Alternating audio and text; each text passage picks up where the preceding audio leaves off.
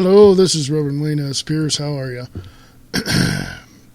Just want to tell you, I'll be back live on Monday on the Wayne S. Pierce Show and also the Views Expressed. So keep looking out for news for that. And you can email me at freeamericaradio@usa.com, freeamericaradio@usa.com. Reuters is reporting, what does U.S. know about Putin's oil wealth? The most startling part about Washington's sanctions on Russia businessmen loyal to President Vladimir Putin may be a single sentence that contains an explosive allegation that Putin himself profits from the world's number 4 oil trading company, Gunvor or something. Among the people the United States sanctioned on Thursday as a part of its drive to put pressure on Russia for its intervention in the Ukraine was businessman Kennedy Timchenko, a longtime acquaintance of Putin and until this week co-owner of Geneva-based Gunvor, which trades nearly 3% of the world's oil.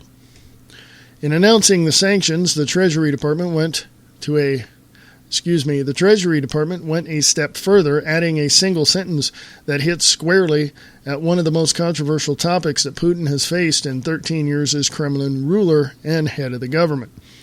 Quote, Timchenko activities in the energy sector have been directly linked to Putin. Putin has investments in Gunvor and may have access to Gunvor funds, unquote. The U.S. Treasury Department declined further comment on what information it has about Putin's investments in Gunvor and how exactly he could have access to Gunvor's funds. It provoked a quick and furious response, Gunvor said. The statement was outrageous and blatantly false. Quote, Gunvor categorically denies that Vladimir Putin has or has ever had any ownership or that he is beneficiary of our business directly or indirectly, unquote, Gunvor said. Gunvor has repeatedly said that Timchenko and executive officer Torbjorn Tornquist had equal stakes, each of around 45%, and the remaining 10% was owned by staff. Timchenko has repeatedly denied that Putin helped him create his vast business empire, yet because of his long and close relationship with Putin, speculation has persisted. Putin's spokesman, Dmitry Peskov, called the sanctions unacceptable and said the Kremlin was studying the impact of the inclusion of Timchenko on the list. He did not comment on the allegations that Putin has investments in Gunvor. Later in the day, a Treasury official clarified that Timchenko's designation would not affect Gunvor since Timchenko owned less than 50%. At the same time, Gunvor announced that Timchenko had sold his shares to Tornquist on Wednesday, a day earlier. Tornquist now owns 87%, while 13% belongs to the employees. Still, the growing concern among analysts is that the accusation and the direct blow at Putin's closest allies may provoke an even more dramatic response from Moscow, potentially even using its vast energy supplies as a weapon against the West. Putin said this month he believed the West crossed the line in Ukraine after leaked audio recordings had shown U.S. diplomats discussing how to oust Kremlin-backed Ukrainian President Viktor Yanukovych and which pro-Western politicians should form the new government. Russia responded on Thursday by sanctioning several U.S. politicians, but analysts said more will likely follow after U.S. accusations about Putin's personal enrichment. Quote, we expect asymmetrical moves by Moscow in the coming days, unquote, said think tank and risk consultants Eurasia Group. Quote, these could be in the security area, suspending an arms control agreement, or they could involve measures against U.S. business, unquote. Russia supplies a third of Europe's gas and between a fifth and a fourth of its oil.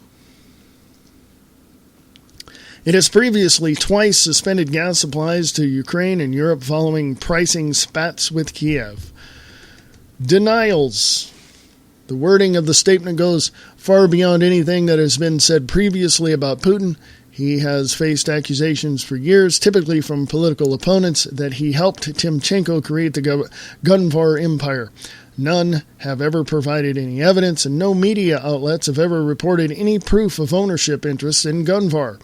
Putin worked in the mayor's office in the early 1990s when Timchenko and his friends, Putin said, spun off an oil trading unit of the Kurishi oil refinery. Gunvar grew spectacularly since then, with a turnover of $93 billion in 2012 compared to $5 billion in 2004.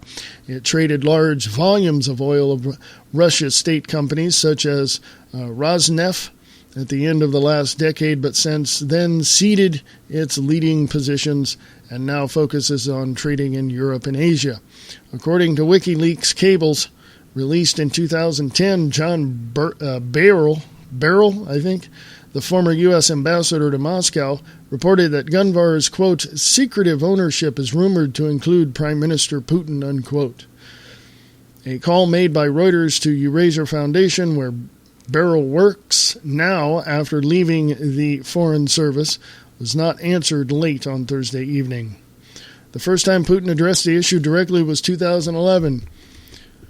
Quote, I assure you, I know that a lot is being written about it without any participation on my part. I have known the citizen Timchenko for a long time, since my work at St. Petersburg, unquote. Putin told a group of Russian writers, quote, I've never interfered with anything related to his business interests. I hope he will not stick his nose into my business either, unquote, Putin said.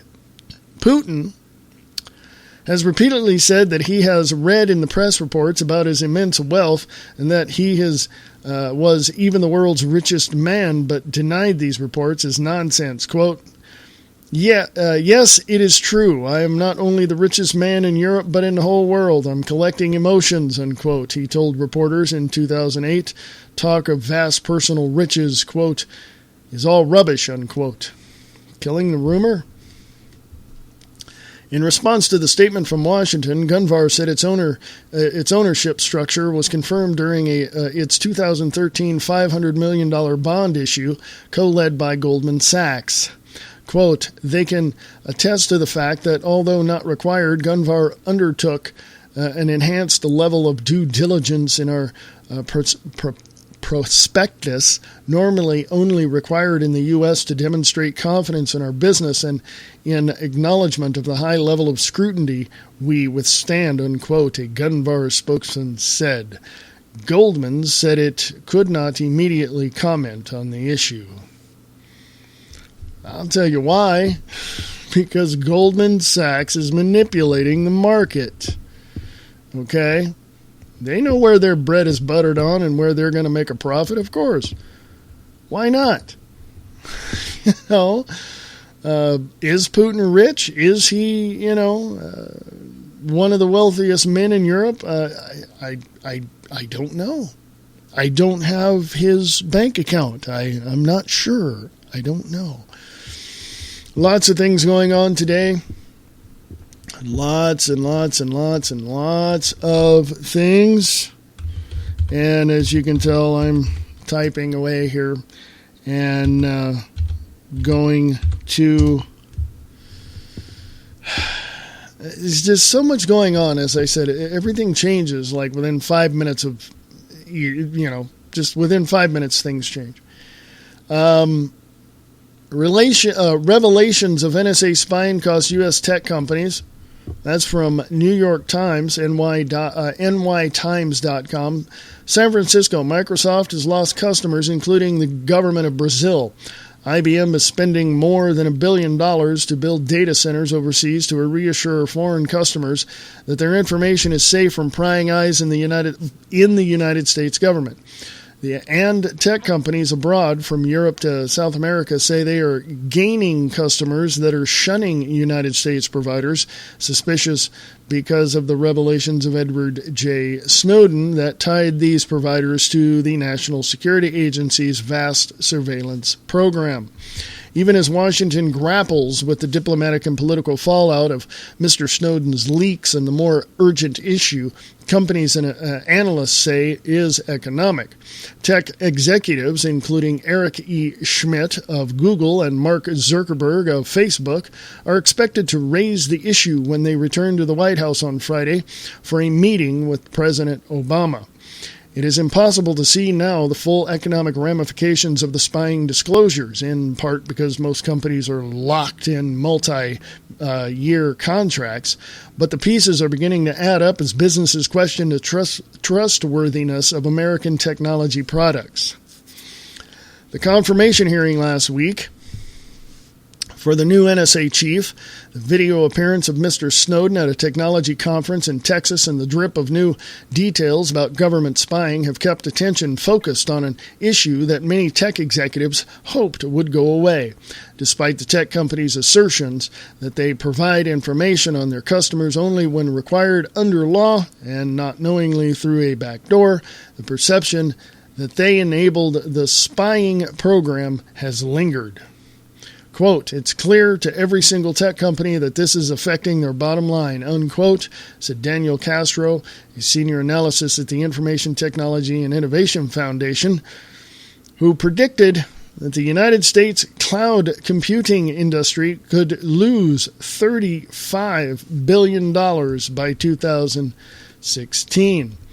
Forrester Research, a technology research firm, said the losses could be as high as $180 billion, or 25% of industry revenue, based on the size of the cloud computing, web hosting, and outsourcing markets, and the worst case for damages.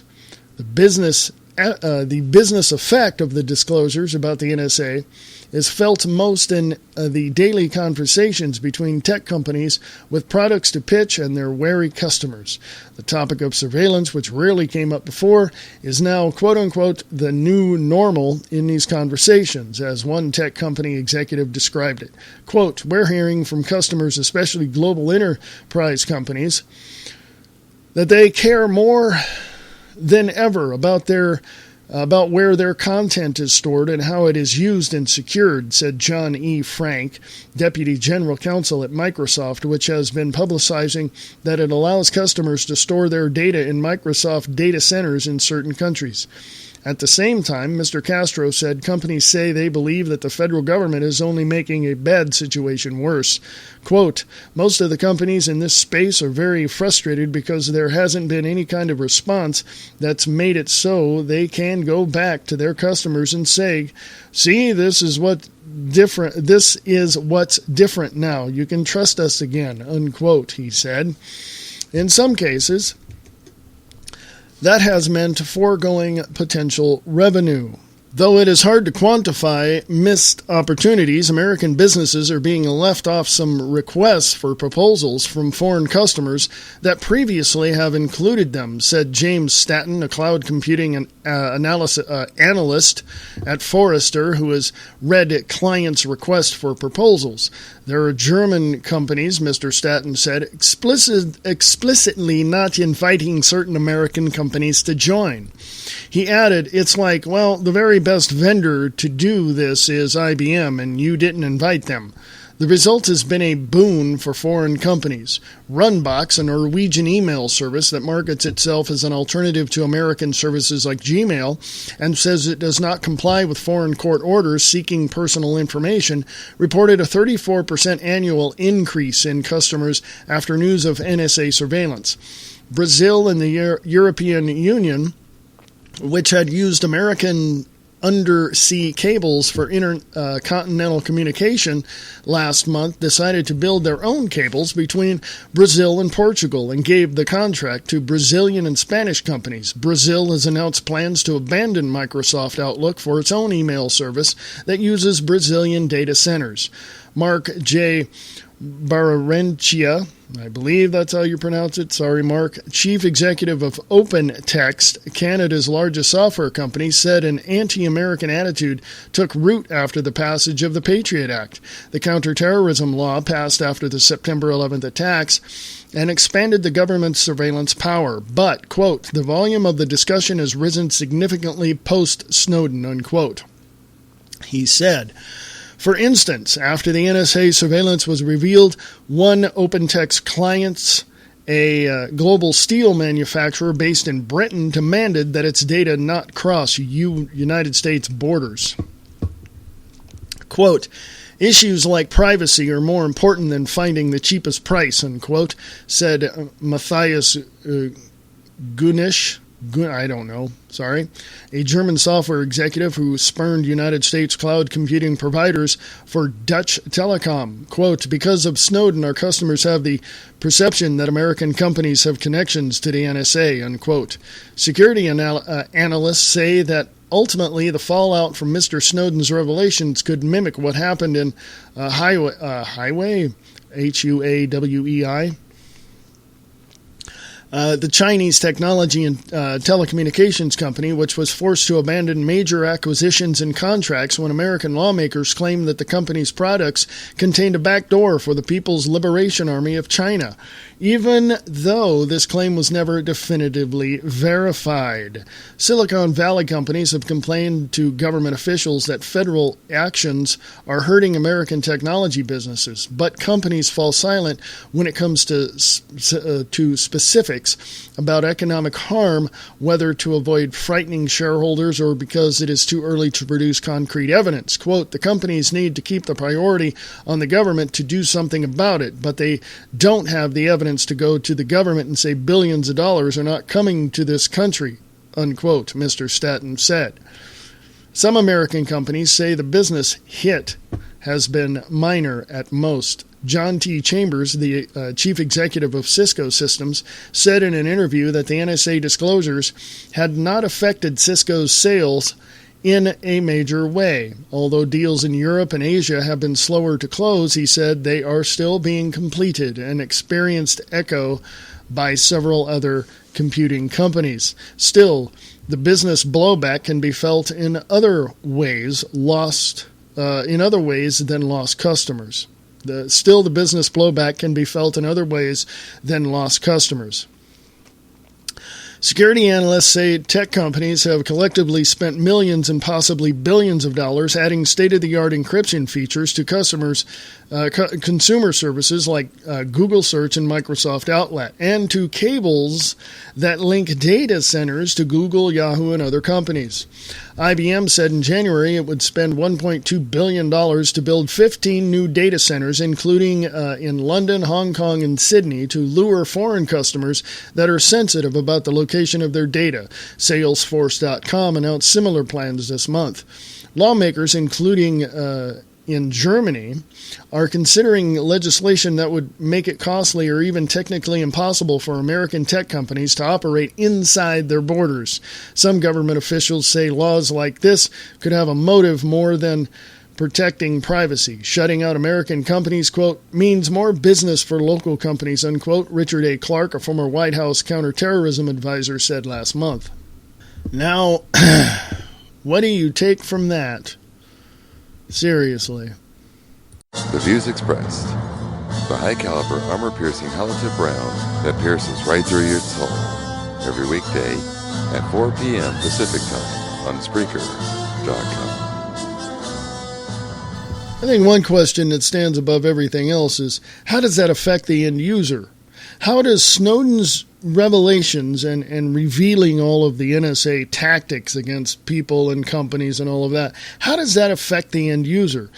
Well, from my limited computer experience and understanding, it's going to affect you big time, because now you as an end user are going to be very, very intimidated, maybe not, or very afraid, maybe not, of using your computer, because they can get into your files even though you turn off your computer.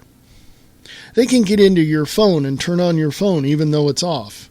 They can do all sorts of stuff because they have the geniuses behind the scenes that do this stuff. Now, here's another question. As an end user, what are your capabilities of stopping all of this? Well, I'm starting to try to put stuff elsewhere. I was going to say something, but I'm putting stuff elsewhere, okay? I'll just leave it at that for now and let you know. But I will give you a clue. Iceland, and I'm just,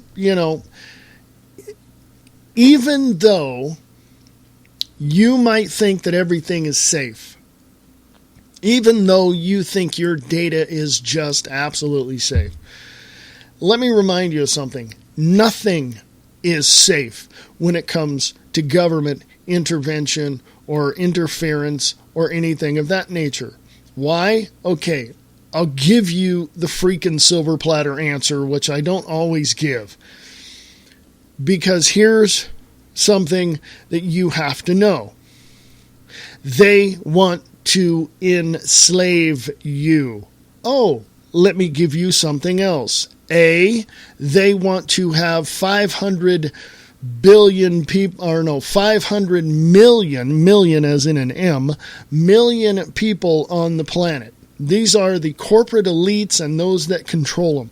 They want 500 million people on the planet. That's A. And how do they do that? That's B. That's where you have to figure that out. They want to enslave you. They want to kill you. They want to shove you into the ground, burn you up, blow you up, take you out by any means necessary. Why?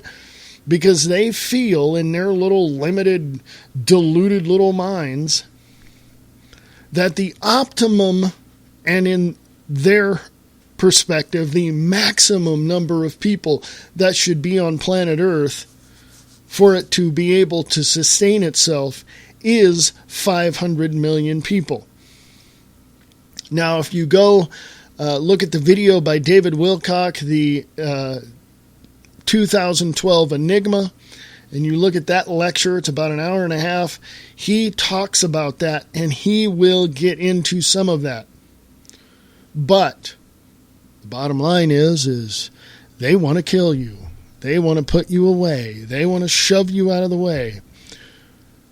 It's why do I talk about all this stuff?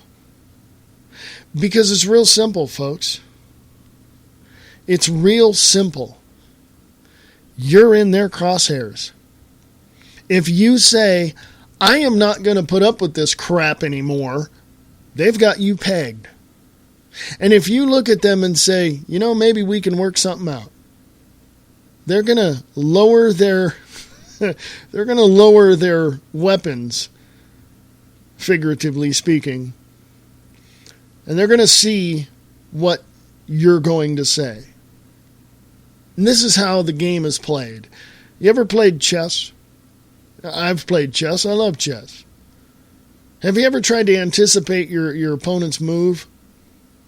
You can't do it too well, can you? And if you happen to win, it's probably by pure luck. Well, this is not how the elites play. The elites know every little tiny itty-bitty move that you're going to make long before you make it, because they've worked out the algorithms. They've worked out the procedures. They strategize. They looked at all this stuff, and they examine you, and they follow you, and they track you, and they know exactly. They can predict where you're going to go tomorrow even before you know where you're going tomorrow. Okay? So that whole issue is thrown out the door. And the bottom line is, really, at the end of this podcast, is you need to be aware of all this. You need to be on top of your game. You need to be far beyond those people. Thankfully, I am. I know what they're going to do because I read their documents. I've studied them for over 30 years since I was in high school. 30 years, folks. What, didn't I have a life? Didn't I go out? Didn't I have fun? Didn't I have girlfriends? Well, of course I had friends. I partied all the time. But when I had those moments where I had time, I worked, and I had to find out all this stuff. And I talked to people, and I went here and I went there and I went all over the place, and I talked to people, and I just watched. All I did, I didn't ask questions. I just opened my eyes and looked out in front of me and saw what was going on and studied it. Looked at the people involved. And if I had a question, I didn't ask anybody. I went out and researched it. I went out and looked at it. I didn't ask anybody. I just watched. 99.9% of the time when you have a question, all you have to do is just not say a word and watch what happens, and your question will be answered. You don't have to ask anybody. It's all right there in front of your face. It's going to happen. So I wanted to put this out there. I wanted to read those 2 articles to you because it was very, very important to see where all of this is coming from, to understand what is happening in our world, not only with the NSA, that the revelations of NSA spying cost U.S. tech companies, and that article I just read was Claire Kane Miller over at New York Times, which is nytimes.com,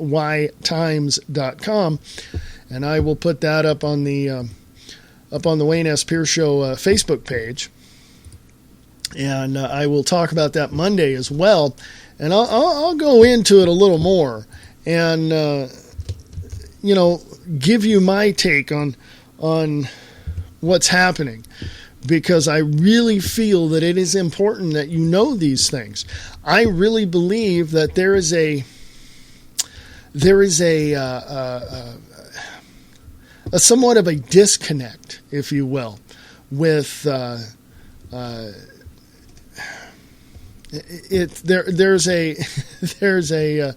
there's a disconnect, and I can see this disconnect. I can understand it because I've been there. I didn't know what was going on at one point, okay?